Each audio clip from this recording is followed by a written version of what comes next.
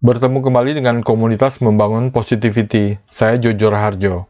Topik diskusi kita kali ini adalah makin tua, makin bahagia, makin sehat. Berapa life expectancy orang Indonesia?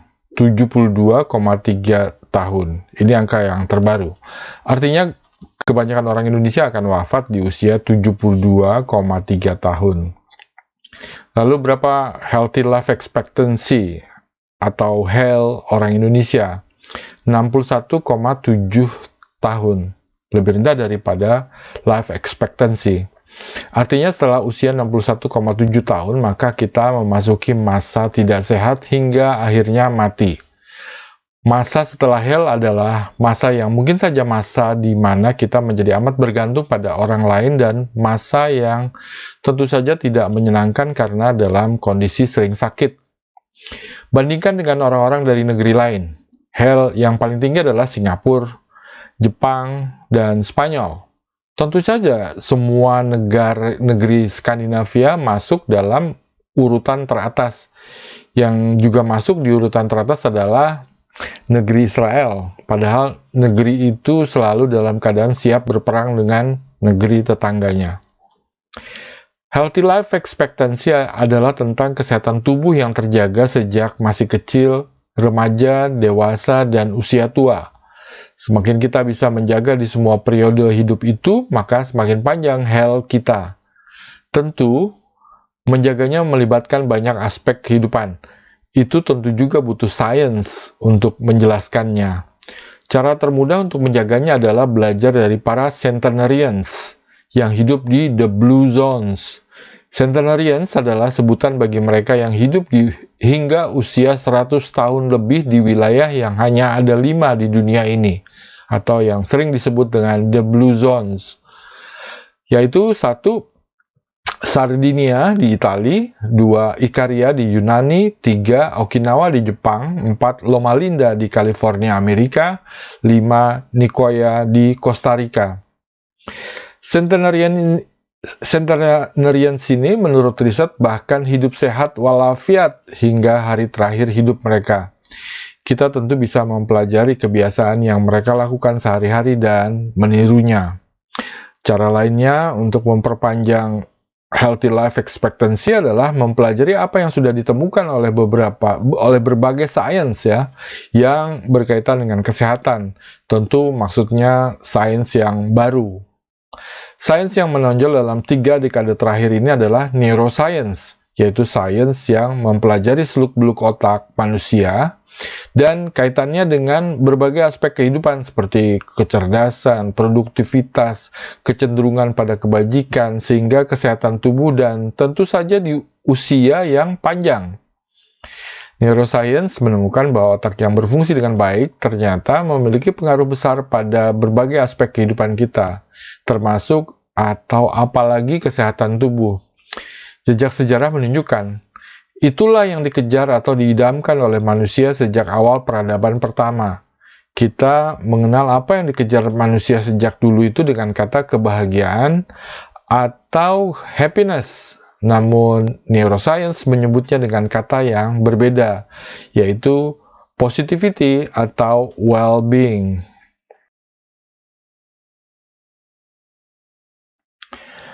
Mengenai otak yang berfungsi dengan baik ini sudah saya sampaikan melalui berbagai tulisan dan video, juga diskusi online yang tiap minggu diselenggarakan oleh komunitas membangun positivity. Sains ini sebenarnya berguna untuk individu, masyarakat, organisasi, atau perusahaan, bahkan pemerintahan. Itu sebabnya saya sejak 2015 terus membagikan apa yang ditemukan oleh sains ini.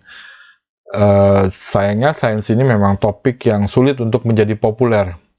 Kebanyakan orang berpikir hidupnya sudah baik-baik saja, demikian juga dengan otaknya yang menurutnya baik-baik saja. Jadi nggak perlu lagi sains untuk memperbaiki fungsi otak. Padahal sains ini menunjukkan kita bisa melakukan sesuatu agar otak kita jauh lebih berfungsi dengan baik. Apalagi mereka yang memiliki penghasilan yang baik. Mereka akan berpikir untuk apa mengkutak-katik otak saya. Hidup saya sudah berkecukupan kok. Padahal otak yang berfungsi dengan baik bisa membuat kesehatan tubuhnya menjadi lebih baik. Itu antara lain. Kemudian mereka yang memiliki kesuksesan dalam karir atau dalam usahanya juga berpikir, untuk apa mengutak-atik otaknya agar lebih cerdas? Otak saya sudah terbukti membawa saya pada kesuksesan kok. Padahal otak yang berfungsi dengan baik bisa membuat orang menjadi lebih cenderung pada kebajikan. Untuk skala negara atau pemerintahan, tentu saja kita juga butuh otak masyarakat yang berfungsi dengan baik, agar misalnya menjadi lebih produktif, lebih cenderung pada pencarian solusi, bukan agresi atau anarki. Kesehatan masyarakat juga menjadi lebih sehat, dan tidak membebani anggaran negara yang terlihat dari angka anggaran untuk BPJS misalnya. Di dunia politik tentu saja kita butuh otak-otak yang berfungsi dengan baik untuk penyegaran dunia politik yang sering disebut kotor atau buram. Selama ini kita tahu dunia politik terasa hanya membuat masyarakat kita menjadi tidak produktif. Untuk membesarkan partai politik, seringkali politisi melakukan cara yang buruk, yaitu menunggangi isu sensitif yang membahayakan masyarakat. Itu terlihat jelas saat pemilu, pilkada, atau pilpres yang sering menunggangi isu agama. Pilkada Jakarta adalah contohnya. Jadi bagaimana mengaplikasikan apa yang sudah ditemukan sains yang berkaitan dengan fungsi otak itu di dunia politik? Pertama sekali adalah sains ini harus populer dulu di masyarakat. Sejak tahun 2015, saya kira hanya saya sendiri yang terus mempromosikan sains ini. Tidak ada sponsor, tidak ada partner, tidak ada media yang menganggap topik ini topik yang penting. Lebih dari 500 artikel, lebih dari 100 video, 3 e-books, dan setiap minggu menyelenggarakan diskusi online sejak Juli 2021 ya. Tentu saja saya berharap ada juga yang meniru atau mengikuti jejak saya mempromosikan sains itu. Tapi saya belum menemukannya. Mereka yang punya uang berlebih, lebih senang mengerjakan yang lain. Misalnya yang lebih menghasilkan publikasi yang luas. Kedua, kemudian ya langkah kedua, baru terapkan pada politisi. Karena mereka lah yang menentukan kemana negeri ini akan bergerak. Harari, filsuf terkenal, sudah mengingatkan bahwa pada orang di seluruh dunia ya, bahwa politik membuat banyak orang tersesat. Jadi hati-hatilah. Nah, di Indonesia, apa yang diperingatkan oleh Harari itu terlihat jelas melalui penunggangan agama yang dilakukan oleh politisi. Sudah terlalu banyak politisi jalanan yang menggunakan jubah agamawan. Padahal sebenarnya mereka itu agen bayaran dari politisi yang kerjanya duduk-duduk di gedung dewan.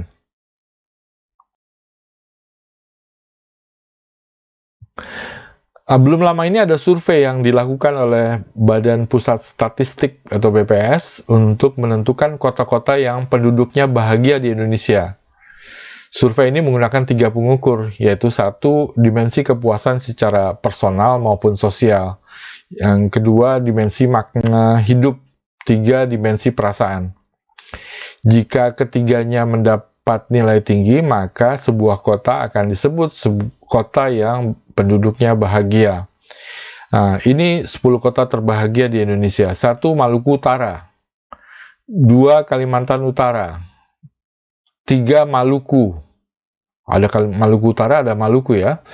4, Jambi. 5, Sulawesi Utara. 6, Kepulauan Riau. 7, Gorontalo. 8, Papua Barat. 9, Sulawesi Tengah. 10, Sulawesi Tenggara. Sementara itu, sejak tahun 2012 sudah ada survei yang dilakukan oleh PBB mengenai negeri mana saja di dunia yang paling bahagia. Tiap tahun PBB menerbitkan laporan yang diberi nama World Happiness Report yang penyusunnya saintis dari berbagai bidang, terutama neuroscience dan positive psychology. Ini ukuran yang dipakai World Happiness Report. 1, GDP per kapita. 2, social support. 3, healthy life expectancy. 4, freedom to make life choices. 5, generosity. 6, the absence of corruption. Terlihat ukurannya lebih banyak daripada yang dibuat oleh BPS tadi ya, sehingga bisa lebih valid. Semua negeri-negeri Skandinavia di Eropa menduduki urutan atas, padahal negeri mereka kecil dan berada di iklim yang ekstrim. Israel yang selalu dalam keadaan siap perang karena serangan tetangganya juga masuk di urutan atas. Sedangkan Indonesia masih di urutan yang kurang bahagia seperti negeri-negeri miskin lainnya di dunia. Meskipun demikian di tahun-tahun terakhir menunjukkan urutan Indonesia terkoreksi terus. Tentu kedua survei ini bermanfaat, terutama survei yang dikerjakan oleh PBB atau yang tadi disebut World Happiness Report, karena kita bisa melihat negeri-negeri yang bahagia itu ternyata secara ekonomi bagus. Bukan itu saja, tentu ini juga nggak kalah penting ya, soal angka korupsi yang minim, angka kedermawanan yang tinggi, angka social support yang tinggi, angka healthy life expectancy juga tinggi.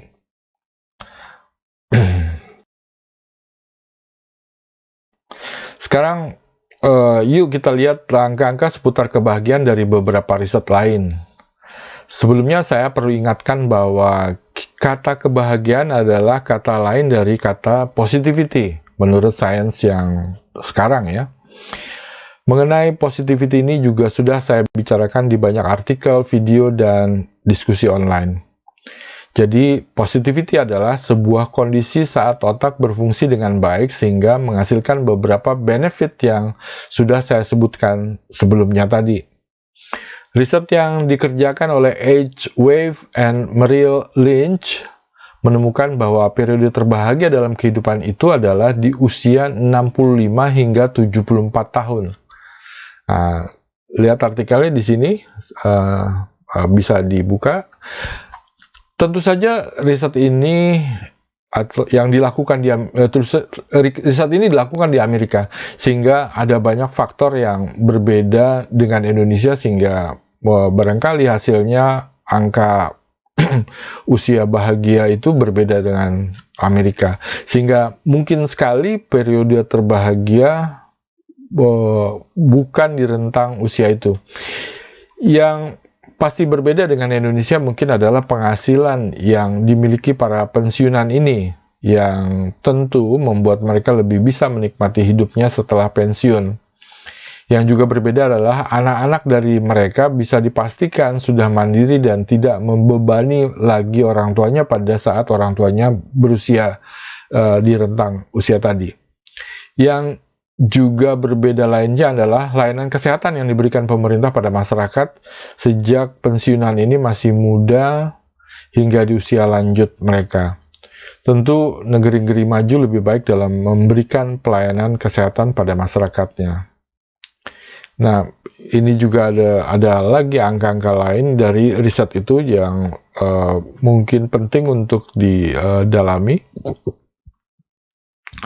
Apa yang bisa kita baca dari riset itu? Setidaknya ada 4 poin gitu. 1, dunia kerja membuat kita sebenarnya memiliki beban atau menghasilkan stres. 2, saat sudah pensiun, kita bisa mengerjakan apa yang kita sukai, dan itu akan menghasilkan positivity atau kebahagiaan. Berbagai kebijakan pemerintah ternyata, ini yang ketiga ya, ternyata berpengaruh besar pada tingkat positivity masyarakat. Lalu yang keempat, uang atau penghasilan yang mencukupi juga berpengaruh besar pada tingkat positivity. Jika kita bisa bahagia, maka apa yang membuat kita tidak bahagia? Itu adalah pertanyaan penting karena kebahagiaan berkaitan dengan membaiknya fungsi otak, bukan sekedar soal gaya-gayaan dengan kebahagiaan. Sebagaimana sudah disebutkan sebelumnya, fungsi otak yang membaik akan menghasilkan kesehatan tubuh yang baik dan usia yang lebih panjang. Tentu juga termasuk benefit lain yang sudah disebutkan sebelumnya. Jika kita menelusuri apa yang ditemukan oleh sains dalam beberapa dekade terakhir ini, maka akan kita temukan berbagai hasil riset yang menunjukkan bahwa stres menghambat tumbuhnya kebahagiaan. Nampak sederhana bukan? Tapi sebenarnya nggak betul-betul sesederhana itu. Lihat diagram ini. Riset menunjukkan bahwa kita sebenarnya terlahir dengan 50% kebahagiaan. Artinya, jika lingkungan kita selalu ramah atau baik, maka kebahagiaan kita akan bertambah 10%, misalnya, ya, menjadi 60%. Lingkungan ini adalah, bukan misalnya, ini adalah rumah dan orang tua yang baik saat kita masih kecil hingga remaja, dan lain-lain. Nanti, setelah dewasa adalah, termasuk juga besar penghasilan yang tentu harus mencukupi. Sisa yang terlihat di diagram itu adalah 40%, yaitu itu adalah upaya kita untuk menambah kebahagiaan melalui berbagai cara atau tradisi yang ada di sekitar kita, ya, atau juga melalui sains. Tradisi yang berkembang di satu masyarakat, di satu wilayah, amat menentukan kebahagiaan masyarakatnya. Tradisi yang mengembangkan kebencian, agresi, atau kekerasan pada kelompok lain tentu punya pengaruh tidak munculnya kebahagiaan di porsi 40% ini. Perlu diingat porsi yang 50% tadi, ya, yang menjadi basic atau set point dari kebahagiaan kita itu bisa turun atau naik dipengaruhi oleh peristiwa yang terjadi pada kita dan di sekitar kita. Misalnya peristiwa buruk tentu akan menurunkan angkanya dari 50% ke misalnya 30%. Demikian juga saat kita mendapatkan lotre, angka 50% itu bisa naik misalnya ke angka 70%.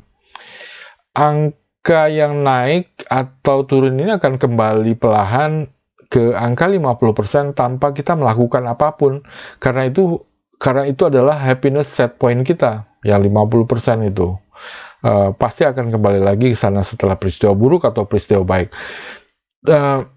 Tentu saja angka 50% itu kurang mencukupi jika kita ingin memiliki otak yang berfungsi lebih baik daripada orang kebanyakan, atau ingin memiliki tubuh yang lebih sehat dan usia yang lebih panjang. Dari diagram itu kita melihat pentingnya mempelajari science of happiness agar tingkat kebahagiaan kita bertambah. Bukan hanya 50%, tapi mendekati 100%. Tentu sangat sulit untuk mencapai angka 100%.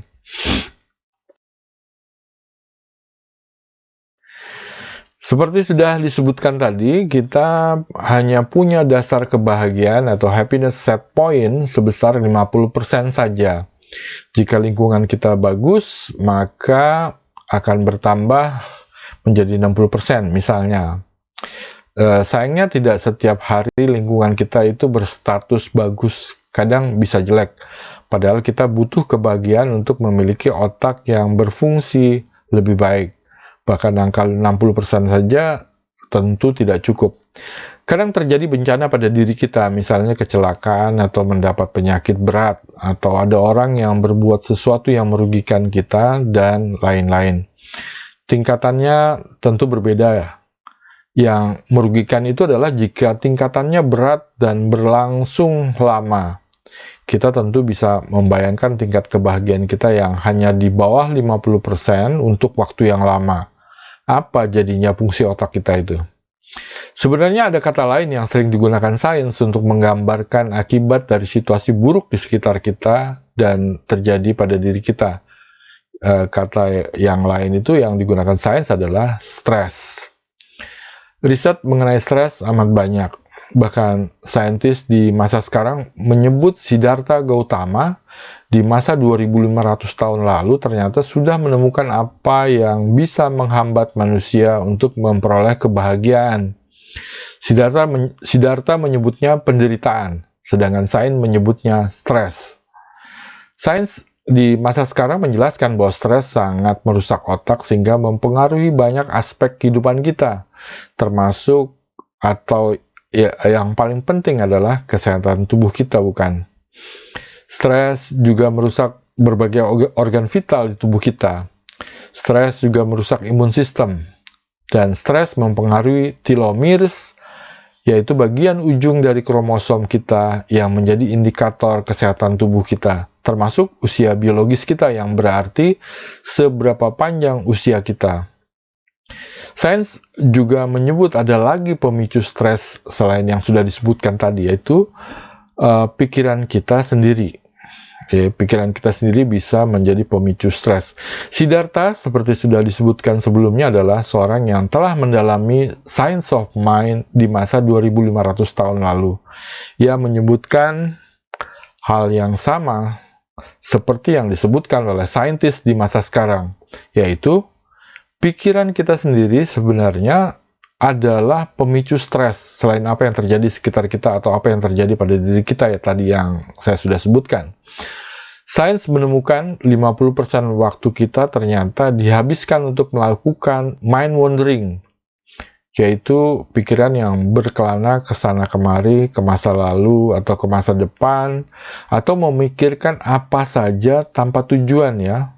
Mind wandering definisinya seperti itu, tanpa arah, tanpa ada goal, dan itu terjadi sepanjang kita terjaga. 50% kita melakukan mind wandering, apakah kita sedang melakukan pekerjaan penting atau tidak, santai, selalu melakukan mind wandering. Nah, mind wandering ini ternyata memicu stres, meski pikiran kita berkelana pada hal-hal baik sekalipun, ya. Lebih dalam mengenai mind wandering ini sudah ada tulisan, video, dan diskusi online-nya. Untungnya, sains menemukan cara mengurangi dampak atau stres dari mind wandering ini. Bahkan juga ada cara untuk mengurangi kecenderungan pikiran untuk melakukan mind wandering ini. Mengapa sains membahas ini? Ada satu buku yang terkenal mengenai mind wandering ini, adalah berjudul Wandering Mind, yang ditulis oleh Michael Corballis, seorang neuroscientist dari New Zealand. Di buku ini membahas dengan detail apa sih yang berkecamuk di pikiran saat mind wandering itu. Buku itu juga membahas antara lain apa kaitan mind wandering dengan beberapa gangguan mental. Jika membiarkan mind wandering tak terkendali, maka fungsi otak kita bakal terus menurun. Siddhartha 2500 tahun lalu sudah memberi solusi untuk kecenderungan pikiran ini. Solusinya adalah meditasi yang sekarang masih terus dipraktikkan oleh banyak orang di seluruh dunia, bahkan bertambah banyak. Dan topik yang terkenal untuk ini adalah sering disebut dengan sebutan mindfulness practice. Sains juga bisa melihat bagaimana meditasi memberi banyak benefit, namun dengan kalimat singkat adalah meditasi yang telah dipraktikkan sejak ribuan tahun lalu ternyata menghasilkan perubahan positif, yaitu membaiknya fungsi otak secara signifikan. Itu juga berarti meditasi adalah cara menurunkan stres yang paling signifikan. Riset mengenai ini juga sudah banyak. Silahkan lihat berbagai tulisan saya atau video atau diskusi online.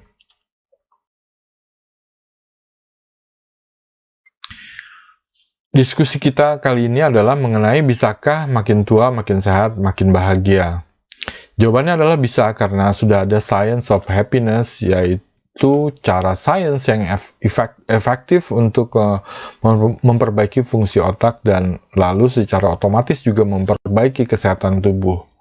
Itu artinya juga usia yang lebih panjang. Ingat, saat kita mempraktikkan science of happiness, maka kita pun sedang memperbaiki tingkat kebahagiaan kita. Jadi menjadi bahagia itu adalah sekaligus juga menjadi lebih sehat dan berumur panjang. Salam sehat!